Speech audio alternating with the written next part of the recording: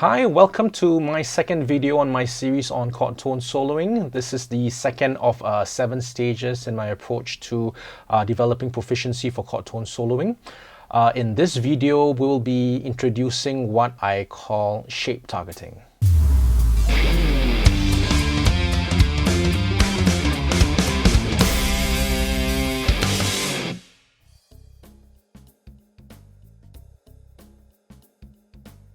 Anyway, this week's lesson, we will use the 1, 4, and 5 chord progression as triads, but not as a blues. So we're not using dominant 7th chords, okay? Just as triads, okay? The general thought process for shape targeting is, okay, number 1, analysis of the chord progression, followed by identifying the shapes on the fretboard. I'll get into that in a little bit. Next, we determine the change sequence of the chords as well as of the shapes. And lastly, identifying the underlying scale or the box at that particular fretboard location. So let's begin by analyzing the chord progression of a 1-4-5. We will stick to the key of C at the same position and the same box, okay, on between the 5th and the 8th fret using the A minor scale and the C major scale. So the chords are 1, 4, and 5 in the key of C. Therefore, they are C, F, and G. So what are the shapes over here? We begin with, okay, we know the C bar chord, right? Except that we don't want to be using this note because this is outside of the scale box. So we'll only focus on, okay? So that's your C, right? Bear with me, I'm just using the chords first. Later on, I'm going to change these into, I guess, your chord tone shapes, okay? So C, what about the F? Okay, the F will use this D shape, right, on the 5th fret. And then the G would be, so the first thing you would notice is that they're on different strings. The C would be on the 2nd, 3rd, and 4th strings. Whereas the F and the G chords is on your 1st, 2nd, and 3rd strings. Okay, so now what we want to do, we want to try to keep them on the same common set of strings. Okay, so let's focus on the 2nd, 3rd, and 4th strings first. Okay, so the shape is, right, if I was playing a chord, that's fine. But that is not the shape of the chord tone because this note is also, you can even hear it, it's an octave apart. So essentially the shape over here would be, right, so if we were going to try to keep, to the 1st, 2nd, and 3rd strings to connect with the F, that means this note is also this note. So essentially the C shape would be, alright, so now we've actually gotten the C shape on the 1st, 2nd, and 3rd strings. We can connect it with the F. Okay, now bear in mind, for F shape, this note is also this note. Okay, so now we have C, and we have F. What about the G shape? Okay, similar to F by just sliding it up, except we don't want to be using this note because it's out of the box. So we can see this note as an extension, right? But we want to try to see it inside the same scale box. So let's figure out. So we have, that's as far as it can go, but the octave of this note is here. So what do we get? So now that is the G chord tone shape. Okay, so what do we, let's do it again. So C, F, and then G,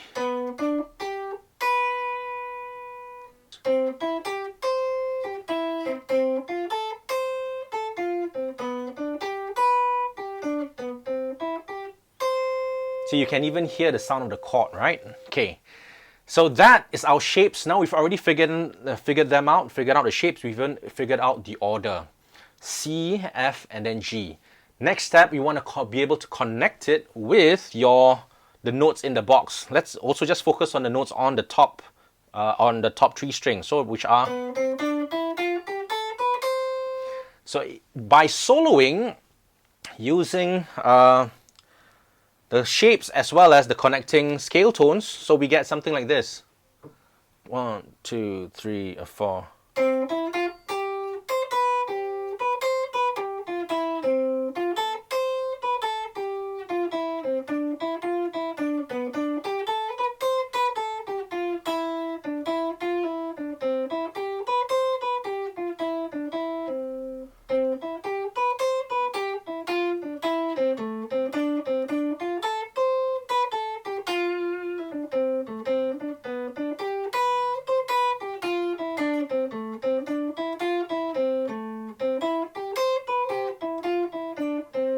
You can probably even hear the sound of the chord underneath it, right, without even having any accompaniment. So that's what I mean by using the shapes, right? Okay, an interesting point here. Okay, I just want to introduce it over here, right? If you notice, out of these 3 strings, right, you have, okay, your C shape.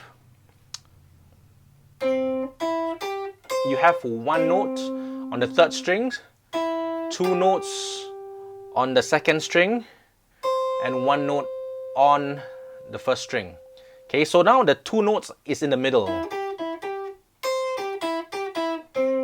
What about the F? The F, you have 1 note, and then 2 notes on the top string. Okay, and then when it comes to the G, you have 2 notes on the bottom string. So this 2-note combination always shifts strings. Okay, and this is actually a very useful concept, especially eventually if you want to go into things like your hybrid picking and your legato. That's a different topic, but I just want to introduce this concept over here. Okay, so just to recap, figure out the chord progression, right? Figure out the shapes or the chord shapes. Change the chord shapes into your scale tone shapes, right?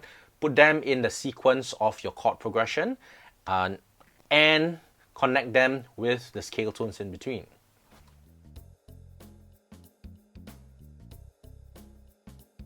Where do we go from here? Now let's go down 1 set of strings. So from the 1st, 2nd, and 3rd strings, we're going to go to your 2nd, 3rd, and 4th strings. This time,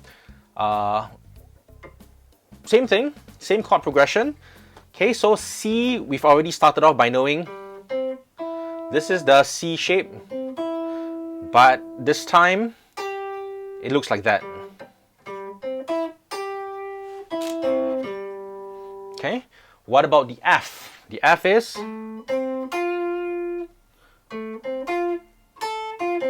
okay, unfortunately for the F, right now it's just a 1 note per string for all 3 strings. But when it comes to the G, we get, okay, so again, 1 note, 2 notes on the 3rd string, 1 note on the 2nd string. So that concept still exists. Okay, so let us try this now. Soloing in the key of, oh, I forgot, sorry. Still thing, you just still have to connect it with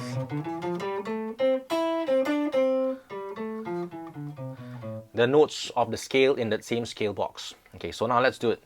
Key C, F, and G. Just a random improv. 1, 2, 3, 4.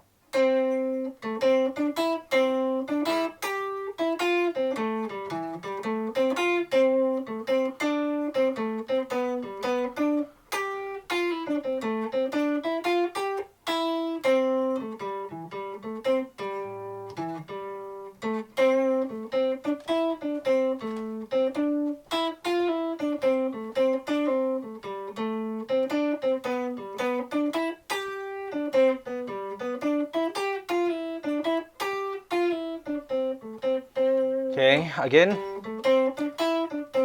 C, F, G,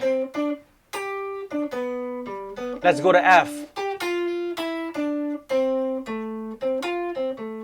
and then down to C.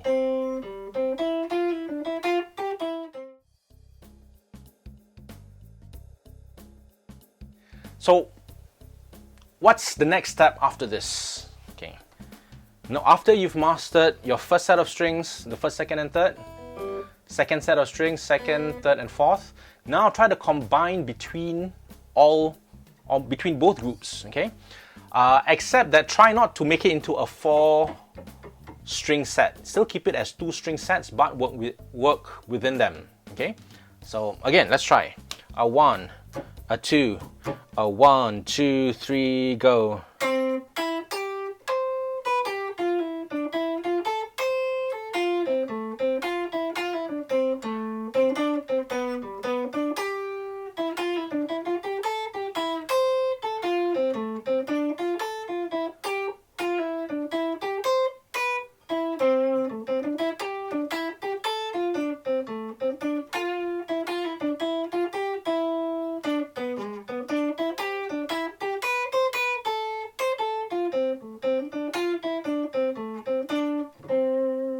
So you can still hear the chord changes without the chords actually being there, because the notes that you're playing are already the chord tones.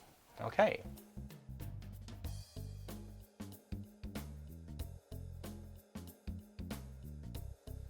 So the next step, right? So we're gonna do now, we're gonna go down to another set of strings. Okay, but what you're starting to see right now, right, is okay, when we go down one new set of strings, we're gonna go to your third, fourth and fifth.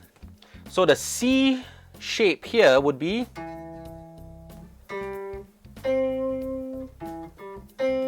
okay, this time the C shape has only one note per string. Yeah, one note per string. What about the F? The F also has only one note per string. And what about the G? The G is the one with the 2 notes per string at the top.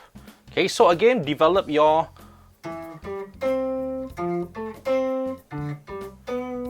sequence, arrange them in that order, and remember to figure out what is the notes of the underlying scale box.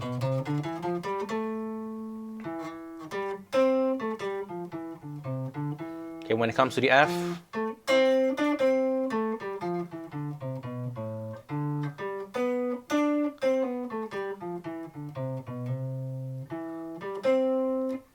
okay, so, and practice soloing on these 3 strings. A 1, a 2, a 1, 2, 3, 4.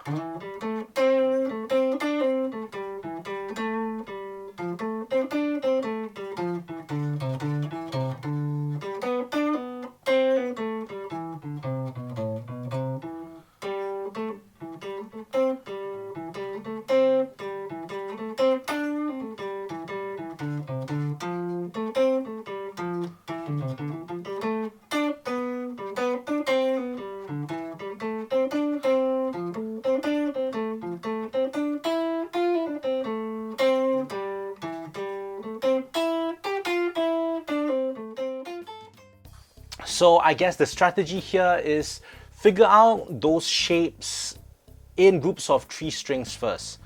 The top 3, the next group of 3 strings, the next group of 3 strings. Right now, in the end, right, you're gonna realize the shapes that you got, right, are actually part of, I guess, your cage system, your cage shapes. Okay, I don't want to call it a cage system because it'll confuse some people, but I promise I will do a full video on, I guess, the cage system and all of the other, I guess, learning systems out there in a little bit. Okay, in the meantime, I hope you've enjoyed this lesson, and thank you very much. I'm also on Patreon, so please support me there so I can continue to make awesome guitar videos. Thank you so much, and I will see you in the next one.